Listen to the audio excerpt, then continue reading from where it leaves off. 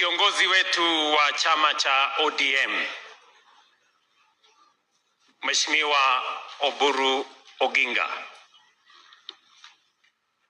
Fellow leaders, ladies and gentlemen, good morning. Hamjambo. Let me take this opportunity first to welcome all of you to this broad-based leaders meeting. This meeting is beyond a parliamentary group because in our midst we have governors and we also have our CSS. And as we start this meeting, there is one person who is not here, a very significant, consequential statesman, without whom we would not be sitting in the formation that we are sitting today. And in his honor, and to appreciate and honor him for his contribution, not just to our nation, not even to our government, but to us being seated in the formation that we are today in Naivasha. I want to request you that you observe a minute of silence in honor of the late Right Honorable Raila Amolo Odinga, our former Prime Minister.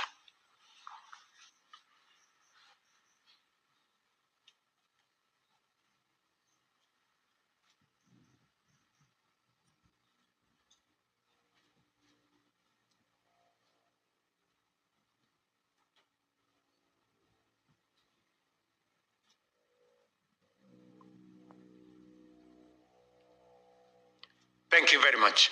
Asanteni sana.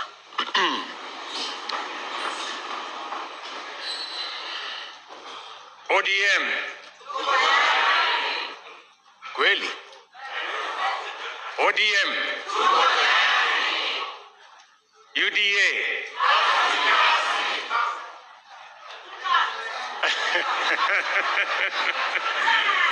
UDA. Basi. I want to take this opportunity in our meeting today. We have the broad-based family. And as you know, the Kenya Kwanza family includes Fort Kenya, Chap Chap, PA, UDM, and all the other parties, and our older party of ODM. And today, we are meeting here today as one broad-based family. As was said by the Honorable Oburu Oginga, 4 years ago, we were very serious competitors. And we went to the elections with different plans, but converging manifestos.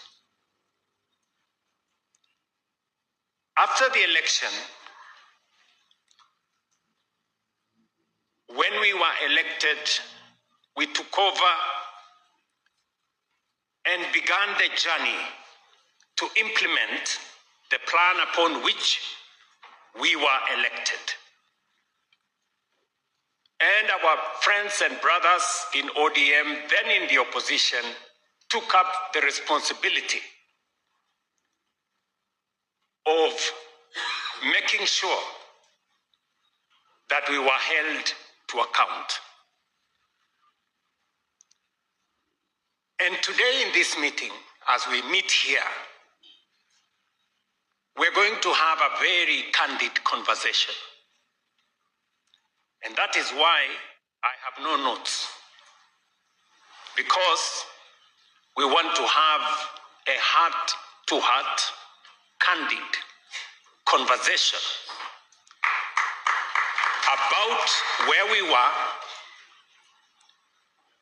what we have done with the last 4 years, initially as Kenya Kwanza, subsequently as Broadbased, and to chart the way forward. I want to talk to you, friends, as a Kenyan and as a patriot, because this meeting is very consequential. The Broadbased family is the largest gathering of political leaders in Kenya.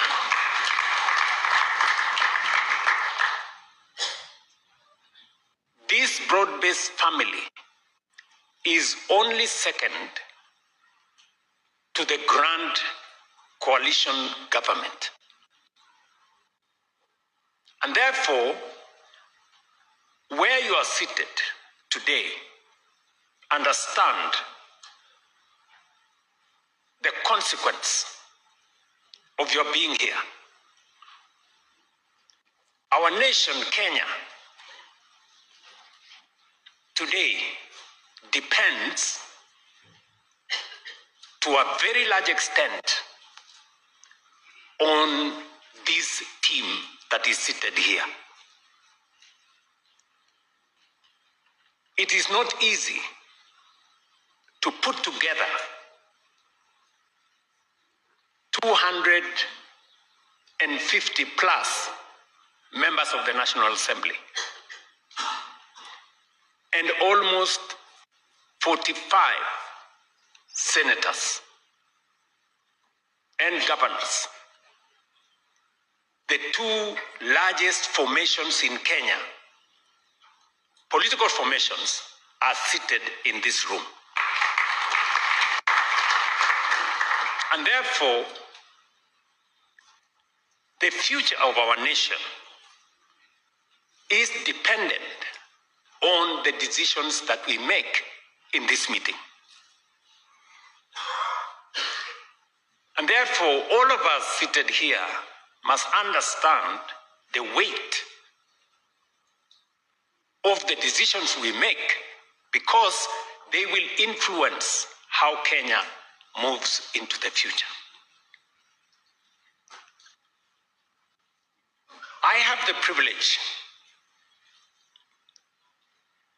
of being the leader of this team, because when we sat down with my elder brother, the Right Honorable Raila Odinga, and by the way, just for your information, it did not happen 2 years ago, because I knew and I realized it was my intention to bring the country together. I did engage the Honorable Raila Odinga immediately after the election.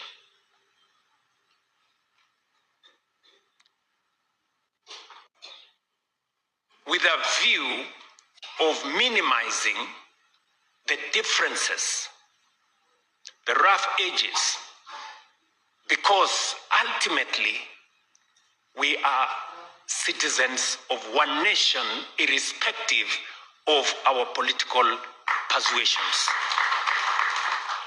Yes, we must compete. Yes, we must have different points of view. But bottom line is that we belong to one nation. And if Kenya succeeds, we succeed irrespective of our political sides.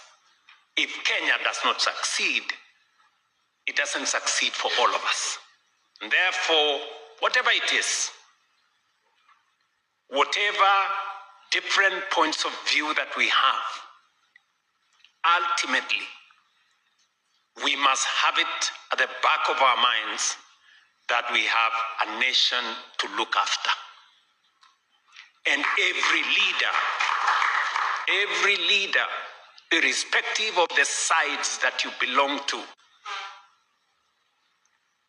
must understand that the well-being of the Kenyan people, the destiny of our nation, is dependent on us as leaders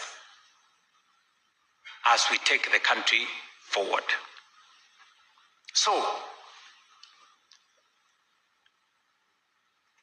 we went to compete.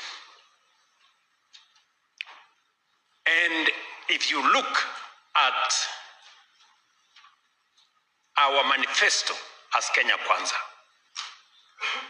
and you look at the manifesto of the then Azimio, you will find that there are areas of convergence. There are areas that for a very long time, all of us, as the people of Kenya, have always wanted to achieve, albeit using different means. And it is the reason why I did ask the Kenya Kwanza team, and I know they are sitting here and they remember. And I told them then, and I will tell this team today, that the challenge is not so much that we have won the elections. It is not even that we have a manifesto upon which we had discussed in many fora with the people of Kenya. The challenge is if we have the courage and the mettle to implement the manifesto and the commitment we made to the people of Kenya. And I want to stand here proudly to say to the Kenya Kwanza team, I am very, very proud of you. Very, very proud. Yes. I know I took many of you through very difficult decision-making journeys. Yes.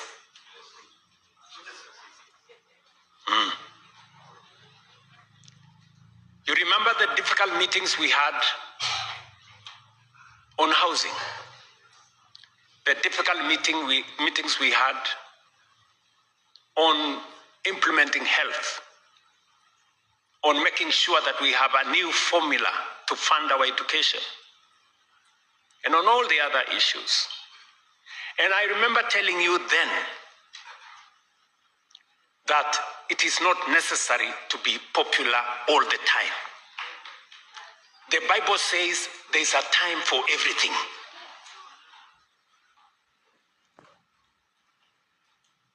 Today, we have a track record that is second to none. Yes. And I must say this of our friends and brothers in ODM. When it was time to discuss housing, when it was time to discuss universal health coverage, the Honorable Raila Odinga agreed with me. And our brothers and sisters in ODM did not find it any difficult when we decided that we were forming a broad-based government, because in the agenda we were implementing, they could see their own plan in ODM the plan they had gone to the election with being implemented in part by our administration. And I want to say to my friends, my brothers and sisters in ODM, thank you very much for putting the interests of the nation ahead of other interests. I stand here today to say I am very, very proud of my former party. Yes. And you, led by my brother Raila Odinga, and now my elder brother Oburu Oginga, will go down in history as a party that when the nation was at crossroads, you chose to point forward for the nation.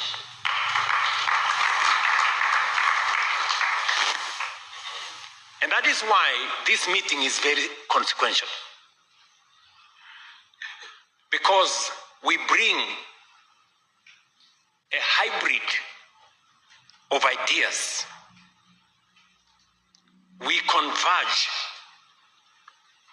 the plan that was in Azimio, broadly, largely carried by ODM, and converge it with the plan of Kenya Kwanza.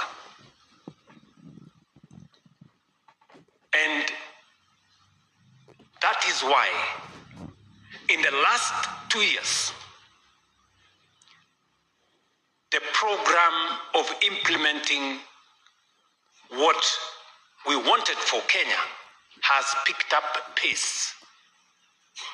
There has been an acceleration of the delivery of our plan ever since our brothers and sisters from ODM joined us and we became a broad-based administration. And that is why in this meeting, we are going to have presentations on where we were 4 years ago, the track record of what we have achieved in relation to the commitments we made to the people of Kenya. And we are also going to agree together on not just what we have achieved, but what is achievable and what we can do together in the next 1 year, and by God's grace, in the next 5 years and into the future. So this meeting, and I am I'm a very proud person. Yes. Because it is very rare to be a leader of a team as big, as committed as the one we have in this room today.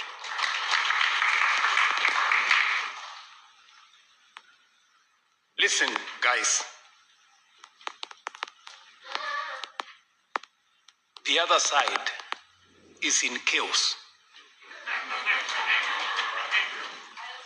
I don't have to say that. I don't have to explain.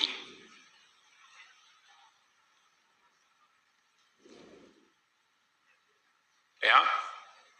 So, as we meet here today, the future of our nation is the subject of our conversation. We did gather the courage to implement the plan upon which we were elected, and subsequently we joined together as a broad-based family. It was not difficult for John Mbadi here when he went to Treasury, it was not difficult for him to understand and to explain what we were doing. And he has done it better than any other person.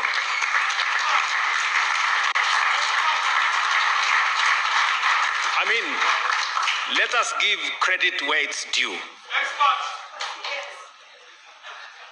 Honestly,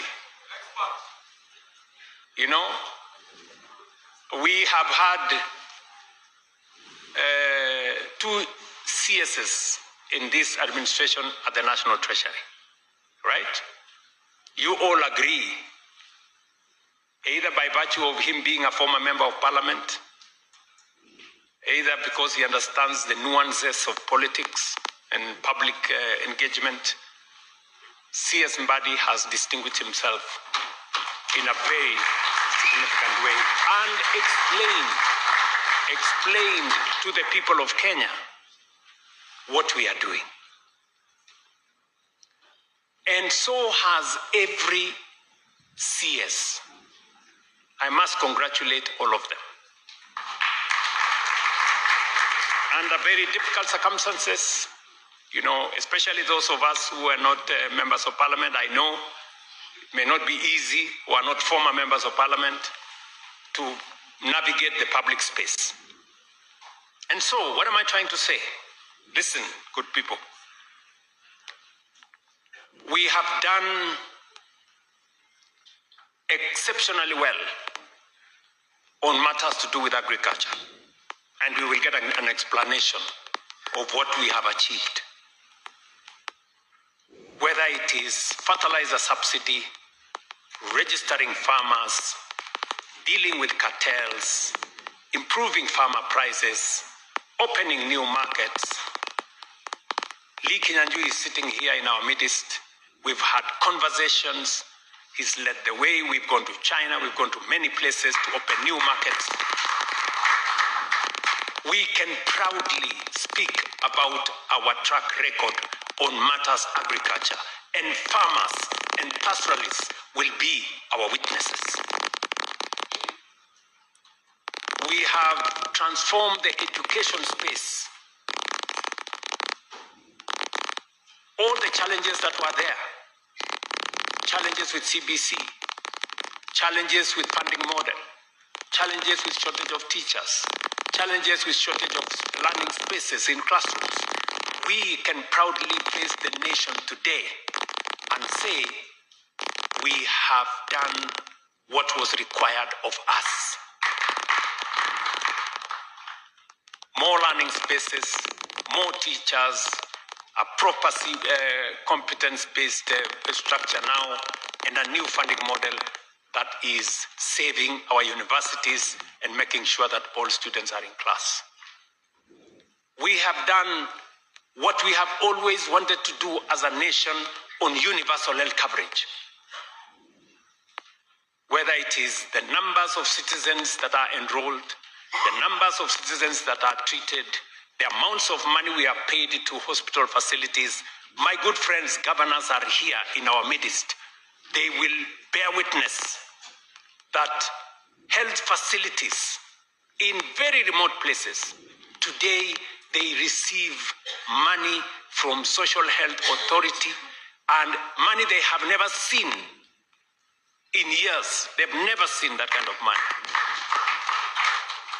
And we are improving the whole of that space. We have done whatever we needed to do on our commitment on savings. We did make a commitment that understanding that investments in a nation is dependent on savings. We did rearrange the structure. The nation, Kenya, today, we can proudly say, in the last 3 years, we have raised our savings in the National Social Security Fund from 312 billion shillings, today 680 billion shillings, and by June next year, at our National Social Security Fund, we will have reached the target of 1 trillion Kenya shillings. That is how you build a solid base for a nation. We have done what we needed to do in trying to expand opportunity, whether it is in the economic space, whether it is in making credit affordable, lifting many people who had been blacklisted in credit rating agencies or bureaus. We've lifted 7 million people from CRB. We've made more people access credit. Interest rates have come down. Exchange rates have come down. Our dollar reserves have gone up. Inflation has come down. We can proudly stand before the nation and say we have moved the needle in the right direction. We can speak about many other aspects. Housing that has been a challenge to us, how to create jobs. The largest challenge we have as a nation, how to create jobs. We can speak proudly about the jobs we have created in housing, the jobs we have created in export of what we are calling overseas employment, what we have done on the digital space, and all the other things that we have done together. And that is why we've come here, so that we can first look at our track record. Because, listen, friends, we are going to an election. And when we are going to an election, we have come here so that we can go to the people of Kenya and tell them, you gave us a mandate. What have we done with that mandate? 1, 2, 3, 4, 5, 6, 7. And it is the reason why we are coming back to you to tell you we have